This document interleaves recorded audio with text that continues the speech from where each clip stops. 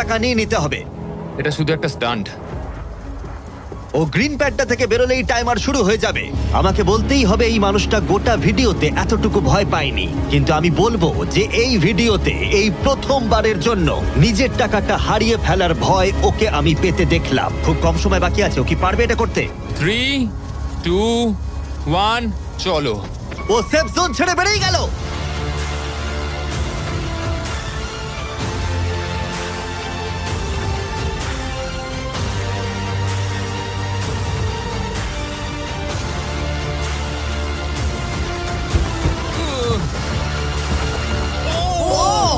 ও পেরেছে ভাই। ও ওর গায়ে আগুন লেগে গেছে। নেভাও নেভাও, আরে নেভাও তাড়াতাড়ি।